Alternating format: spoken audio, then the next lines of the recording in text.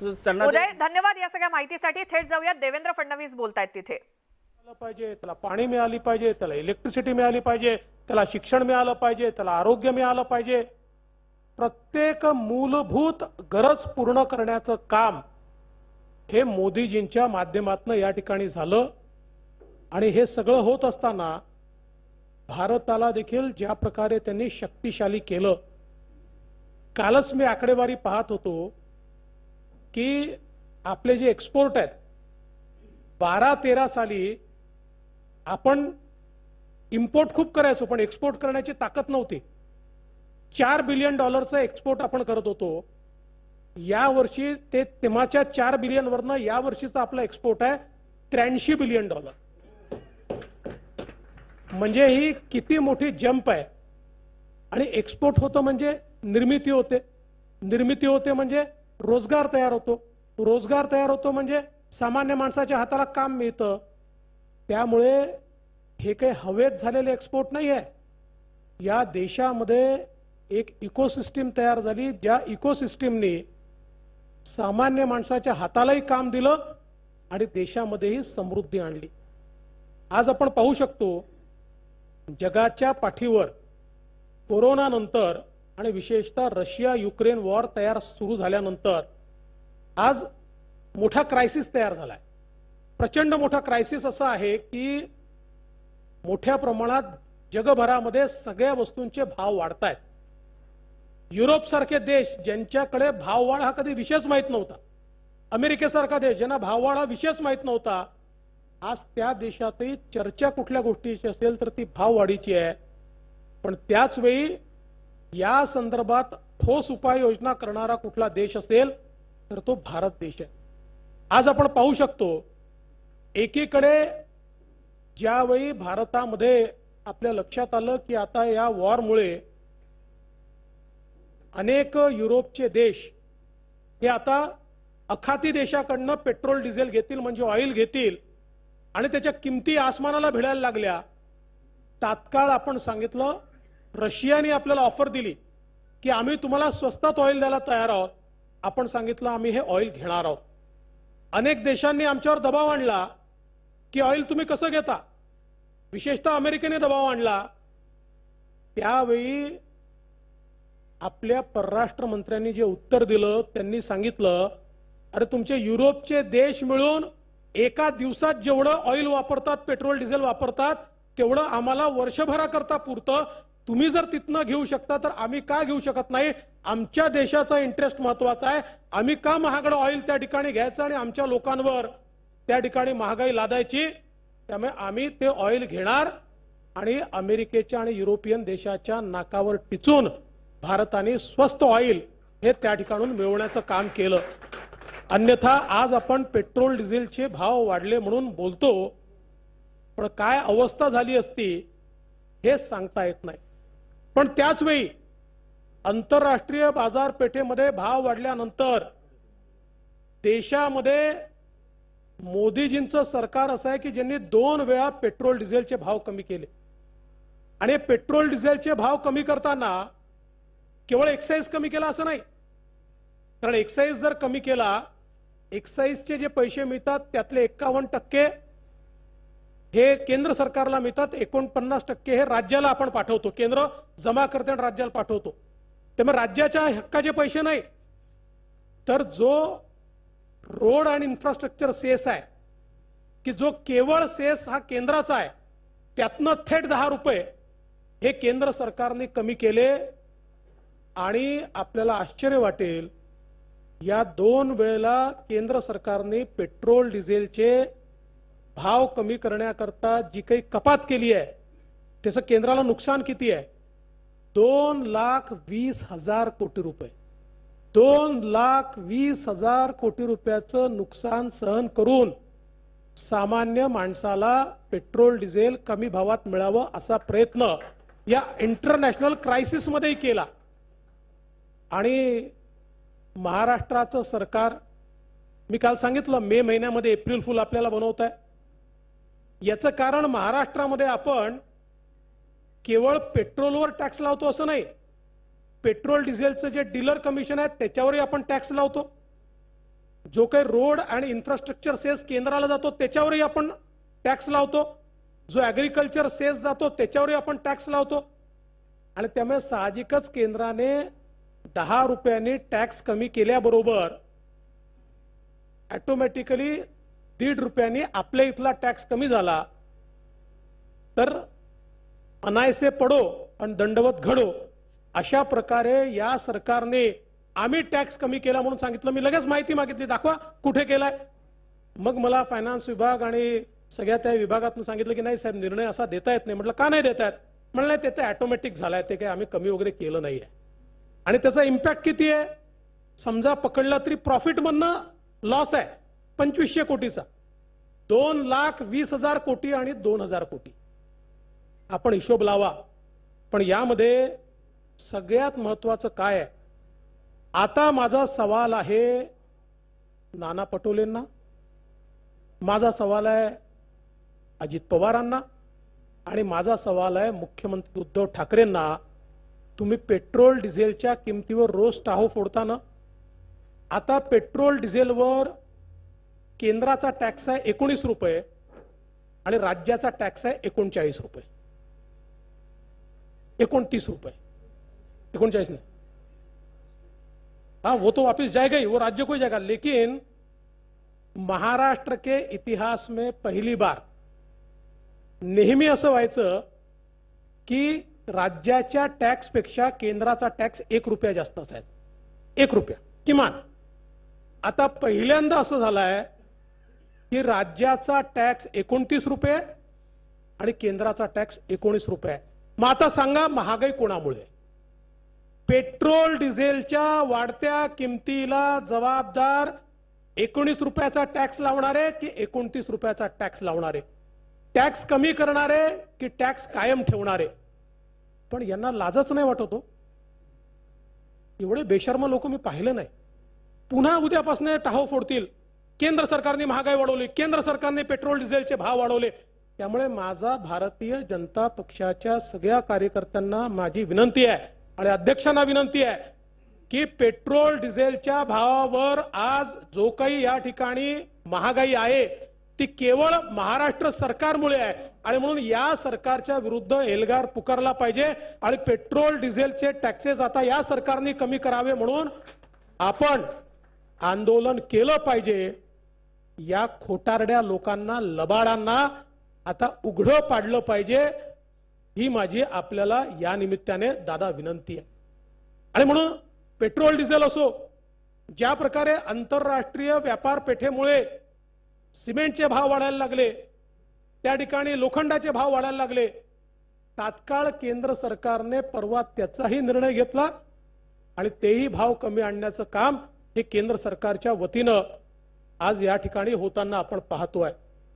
पण दुसरीकडे राज्य सरकारच्या माध्यमातून मात्र कुठलंही त्या ठिकाणी काम होताना दिसत नाही.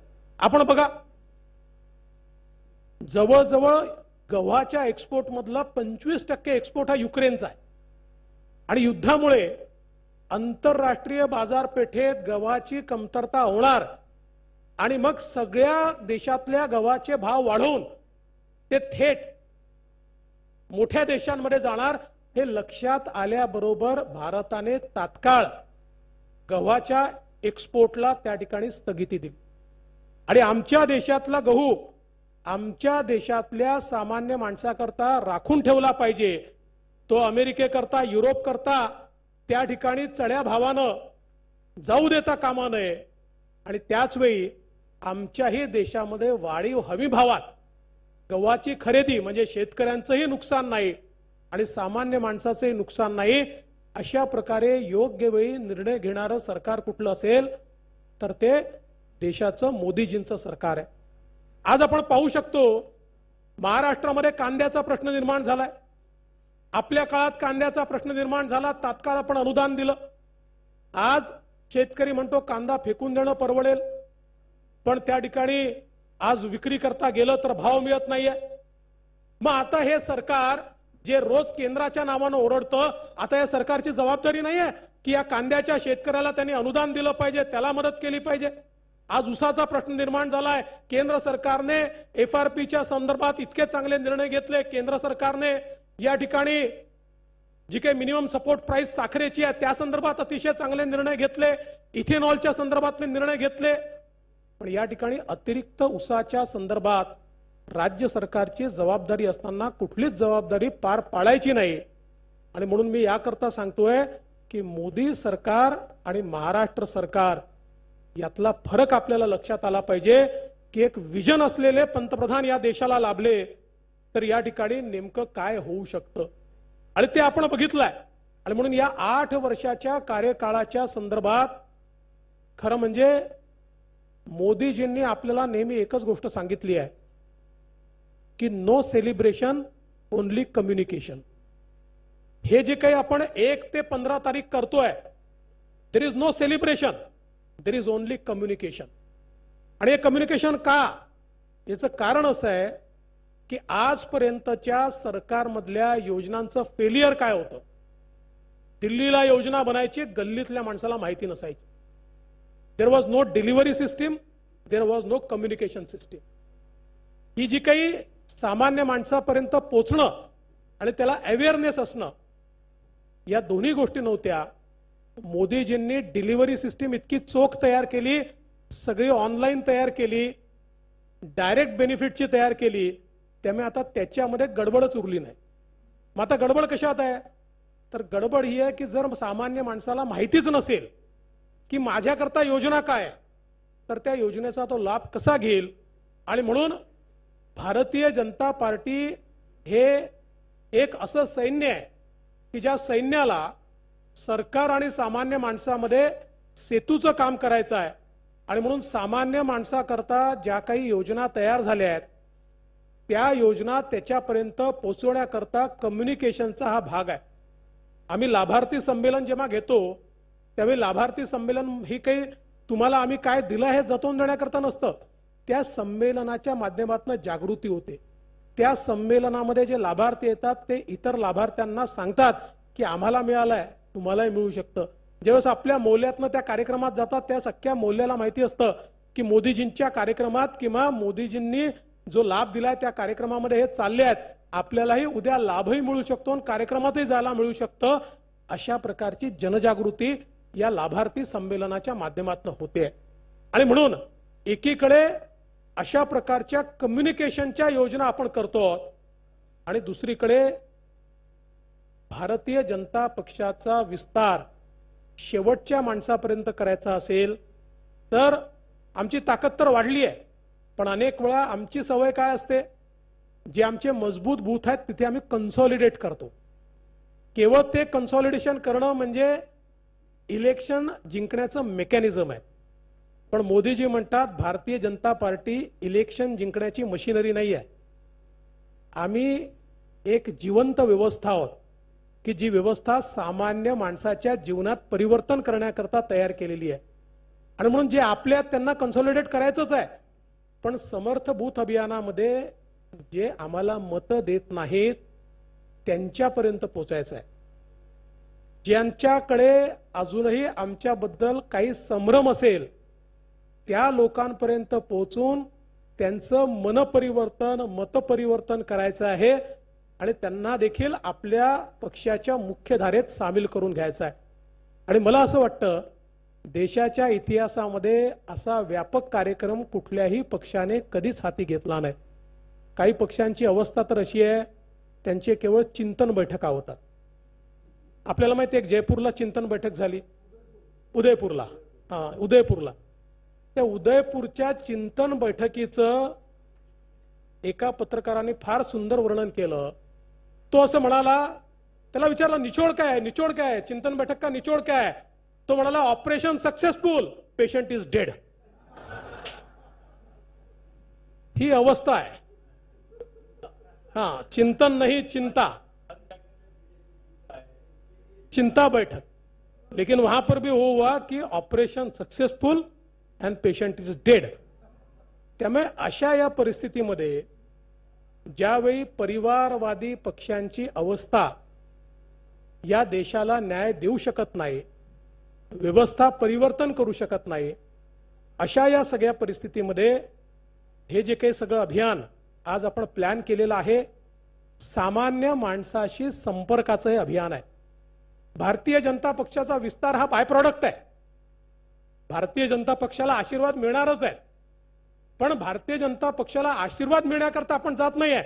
त्याच्या जीवनात परिवर्तन आपण घडवून आणल्यामुळे त्यांनी आशीर्वाद द्यावे, अशा प्रकारची मानसिकता घेऊन आपण या संपूर्ण अभियानामध्ये उतरतोय. मी काही सगळ्या गोष्टी रिपीट करणार नाही, पण आपल्याला कल्पना आली आहे. त्यामुळे आपल्याला हा जो काही पंधरवाडा आहे हा आपल्याला यशस्वी करायचा आहे. उद्या राष्ट्रीय अध्यक्षांच्या बैठकीनंतर साधारणपणे सगळे प्लॅन आपले सुरू होतील आणि निश्चितपणे मला विश्वास आहे की आपण हा सगळा पंधरवाडा या ठिकाणी कुठल्याही परिस्थितीमध्ये यशस्वी करू. आज या निमित्ताने आपल्या ओबीसी मोर्चाने देखील एक विषय मांडलेला आहे. सातत्याने आपला संघर्ष चाललेला आहे. तुम्ही बघा की 13/12/2019 या सरकारला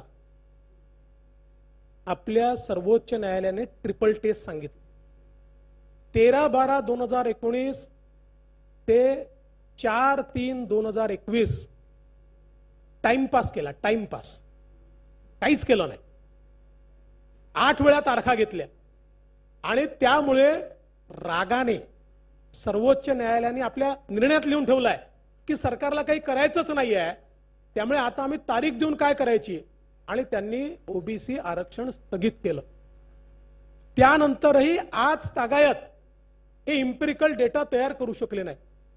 महाराष्ट्राच्या निर्णयाचा पहिला फटका बसला तो मध्य प्रदेशला, आणि मध्य प्रदेशला फटका बसल्याबरोबर मी स्वतः मध्य प्रदेशचे मुख्यमंत्री यांच्याशी बोललो, प्रदेश अध्यक्षांशी बोललो, संघटन मंत्र्यांशी बोललो. त्यांना एक नोट तयार करून दिली की सुप्रीम कोर्टाचं म्हणणं काय आहे, सुप्रीम कोर्टाने ट्रिपल टेस्ट सांगितली आहे ती कशी कंडक्ट करता येईल, डेडिकेटेड कमिशन तयार करून आपण कशा प्रकारे डेटा जमा करू शकतो, कशा प्रकारे 3-3.5 महिन्यात हे सगळं काम होऊ शकतं, अशा सगळ्या गोष्टी मी त्यांना दिल्या. त्याचवेळी मुख्यमंत्र्यांच्या बैठकीत महाराष्ट्रामध्ये तेच मुख्यमंत्र्यांना सांगितलं. पहिल्यांदा 2021 साली सांगितलं, त्याच्यानंतर 2021च्या दुसऱ्या मीटिंगला सांगितलं, 2022 साली सांगितलं. महाराष्ट्रामध्ये त्याचं इम्प्लिमेंटेशन काही होऊ शकलं नाही. कमिशन तयार केलं. काल परवा कमिशनने पुन्हा सांगितलं, कमिशनचे मेंबर म्हणतात की आम्हाला पैसेच दिले नाही, स्टाफ दिला नाही, मॅन्डेट दिला नाही, आणि केवळ सांगितलं की आता रिपोर्ट तयार करा. आणि ज्यावेळेस सर्वोच्च न्यायालयामध्ये एक रिपोर्ट यांनी सादर केला, त्या रिपोर्टमध्ये नेमका डेटा कुठून आला ते सांगू शकले नाहीत. सर्वोच्च न्यायालयाला रिपोर्ट देतात, रिपोर्टवर सही नाही, रिपोर्टवर तारीख नाही, आणि लॉजिक काय, त्यांना विचारलं की असा कसा रिपोर्ट तयार झाला, म्हणले नाही आम्ही मुख्यमंत्र्यांच्या समोर सादर केला. अरे, सर्वोच्च न्यायालय म्हणाले मुख्यमंत्र्यांना सादर केल्याने काय रिपोर्ट व्हॅलिडेट होतो, असा कसा रिपोर्ट तुम्ही दिला. त्यांनी तो नाकारून टाकला. आणि त्यानंतर दुसरं कमिशन तयार केलं, अद्यापही रिपोर्ट नाही. मला आनंद वाटतो, मी परवा ज्यावेळेस माननीय शिवराज सिंह चौहान साहेबांचं अभिनंदन केलं त्यावेळेस ते म्हणाले की देवेंद्र जी आपसे बात होने के बाद एक दिन भी मैं रुका नहीं. तात्काळ मी या ठिकाणी कमिशन तयार केलं, गावोगावी जाऊन आम्ही तात्काळ इम्पिरिकल डेटा तयार केला, सगळा रिपोर्ट कन्सॉलिडेट केला. आम्ही कोर्टामध्ये गेलो, ते कोर्टात गेले, कोर्टाने पहिल्यांदा त्यांचा रिपोर्ट परत केला. कोर्टाने त्यांना सांगितलं की आम्ही तुम्हाला सांगितलं होतं की तुम्ही प्रत्येक स्थानिक स्वराज्य संस्था 6 रिपोर्ट द्या, तुम्ही कन्सॉलिडेटेड रिपोर्टचा कॉपी आम्हाला दिलेली आहे. त्यांनी सांगितलं आम्हाला वेळ द्या, कारण त्यांच्याजवळ सगळं तयारच होता. 8 दिवसामध्ये त्या रिपोर्टचे त्यांनी तुकडे केले. प्रत्येक स्थानिक मतदारसंघ 6 त्यांनी तो रिपोर्ट बायफरकेट केला, आणि बायफरकेटेड रिपोर्ट हा सर्वोच्च न्यायालयाला सादर केला, आणि तात्काळ सर्वोच्च न्यायालयाने त्यांना मान्यता दिली. आता आमच्या इथले काही बोलघेवळे म्हणतात मध्य प्रदेशला कशी मिळाले. अरे, सर्वोच्च न्यायालयाने दिली, मोदींनी नाही दिली. वेड्यांनो, कधीतरी समजून घ्या न्यायालयातला फरक. तुम्ही रिपोर्ट तयार नाही करू शकलात म्हणून तुम्हाला मिळाले नाही. तुम्हाला 1 वर्ष आधी मिळू शकली असते. 1 वर्ष आधी मी जे सातत्याने म्हणतोय की हे जे आरक्षण गेलं या सरकारचं पाप आहे, पाप आहे, पाप आहे. याचं कारण हे आहे की 1 वर्ष आधी ही सगळी परिस्थिती महाराष्ट्र करू शकला असता जी मध्य प्रदेशने केली, पण यांच्या मनात पाप होतं. तुम्ही मला सांगा, मंत्री मोर्चे काढतायत, भाषणं देतायत, मोदींवर बोलतायत, रिपोर्ट तयार करायला कोणीच तयार नाही. कोणी रिपोर्टकडे पाहायलाच तयार नाही. कोणाला रिपोर्टमध्ये इंटरेस्टच नाही. म्हणजे मी तर परवा असं म्हटलं की दाऊदशी संबंध असल्यामुळे जेलमध्ये असलेल्या नवाब मलिकांना मंत्रिपदावर ठेवण्याकरता तुम्ही जेवढी खटपट केली त्याच्या 50% खटपट रिपोर्ट तयार करायला केली असती तर ओबीसीचं आरक्षण शिल्लक राहिलं असतं, ते गेलं नसतं. ओबीसी आरक्षणाचे हत्यारे हे सरकार आहे, हे सरकार. आणि मला तर कधी कधी आश्चर्य वाटतं, आमचे नौटंकीबाज मित्र नाना पटोले म्हणतात की फडणवीसांच्या काळातच, अरे फडणवीसाच्या काळामध्ये 50%च्या वरचंही आरक्षण आम्ही साबूत ठेवलं होतं आणि त्यात आम्ही इलेक्शन घेण्याची परवानगी मिळवली. आरक्षणाच्या संदर्भात आरक्षण स्टँड डाऊन करण्याचा पहिला निर्णय झाला 3/4/2021, म्हणजे तुमचं सरकार आल्याच्या 15 महिन्यानंतर. 15 महिने झोपा काढत होतात तुम्ही, म्हणून त्या ठिकाणी ते आरक्षण गेलं. आणि त्यामुळे हे जेवढे पोपट आहेत यांना थेट उत्तर दिलं पाहिजे. अपराध बोलायचं कारणच नाही आहे. भारतीय जनता पक्षाचा डीएनएच ओबीसी आहे. ओबीसी हा भारतीय जनता पक्षाचा श्वास आहे आणि भारतीय जनता पक्षाचं शरीर समस्त समाज आहे. समाजातला एक एक घटक आमचा आहे, पण त्याच वेळी हा जो ओबीसी आहे हा आमचा श्वास आहे. आणि त्यामुळे खऱ्या अर्थानं या ओबीसीवर अन्याय होत असताना हे सरकार, आणि आता तर हे स्पष्ट आहे आणि माझा आरोपच आहे की हे इतकं सरकार ढिसाळ काम नाही करू शकत. सुधीर भाऊ, आपण सरकारमध्ये होतो, कोणाचं तरी डिझाईन आहे, कुठलं तरी डिझाईन आहे, कुठलं तरी षडयंत्र आहे, सापळा आहे. सापळा आहे का भोपळा आहे माहित नाही, पण कोणाचं तरी हे षडयंत्रच दिसतंय. आणि त्यामुळे मगाशी एक प्रश्न तुम्ही विचारला संदीप, आता या सरकारने मध्य प्रदेश प्रमाणे व्यवस्था पूर्ण केली तरीही सर्वोच्च न्यायालयाने यांना सांगितलंय की आता प्रोसेस कंप्लीट करा. 30 तारखेला एकदा ड्रॉ निघाले की त्यानंतर आरक्षण लागू झालं तरी पुढच्या निवडणुकीला 5 वर्षानंतर, आताच्या निवडणुकीला नाही. अनलेस सुप्रीम कोर्ट पुन्हा रिव्हर्स जाऊन सुप्रीम कोर्ट सगळी प्रोसेस रद्द करून पुन्हा नव्याने प्रोसेस सुरू करायची परवानगी देईल तरच हे शक्य आहे. त्यामुळे महाराष्ट्रातल्या ओबीसी आरक्षणाचा मुर्दा यांनी पाडलाय आणि म्हणून आपल्याला याच्या विरुद्ध एल्गार करावाच लागेल. जोपर्यंत आम्ही ओबीसी आरक्षण पुन्हा मिळत नाही तोपर्यंत शांत बसलो तरी कधीच मिळणार नाही. या षडयंत्रकार्यांनी जाणीवपूर्वक ओबीसीचं आरक्षण घालवलंय, ते कधीच ओबीसीला आरक्षण मिळू देणार नाहीत. आणि म्हणून आपण हा लढा सुरूच ठेवला पाहिजे. ओबीसी मोर्चा तर करतोच आहे, पण केवळ ओबीसी मोर्चाने करून चालणार नाही. भारतीय जनता पक्षाच्या प्रत्येक आघाडीत ओबीसी आहेत. आपण काही जातीचा विचार करत नाही, आपण समस्त हिंदू आहोत आणि आपण सगळे लोक राष्ट्रवादी लोक आहोत. म्हणजे आपल्या हिंदुत्वाच्या संकल्पनेमध्ये सगळ्यांना जागा आहे. एखाद्याची पूजा पद्धती काय, धर्म काय आहे याच्या आधारावर आपण त्याचं हिंदुत्व ठरवत नाही. आपल्या हिंदुत्वाच्या संकल्पनेमध्ये राष्ट्रवादी प्रत्येक व्यक्तीला जागा आहे.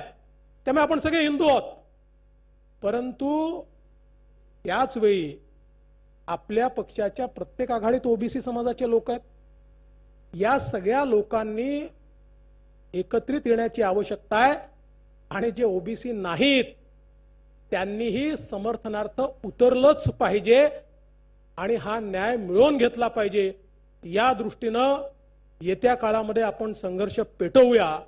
मी पुन्हा एकदा माननीय मोदीजींच्या नेतृत्वामध्ये 8 वर्षामध्ये देश बदलण्याचं जे कार्य झालंय, आणि एक गोष्ट शेवटची मला सांगितलीच पाहिजे, राहत नाही, उशिरी खूप झालाय, पण आज सगळ्यात महत्त्वाचं काही असेल तर भारत जो कालपर्यंत थर्ड वर्ल्ड कंट्री म्हणून रिंगणाच्या बाहेर बसून टाळ्या वाजवत होता, आता तो प्लेयर आहे. जगाच्या पाठीवर 3 देश बसो का 4 देश, भारताशिवाय होत नाही. आणि रशिया आणि युक्रेनलाही म्हणावं लागतं की आम्हाचं युद्ध संपवायचं असेल तर मोदीजींनी मध्यस्थता केली तर कदाचित ते संपू शकेल.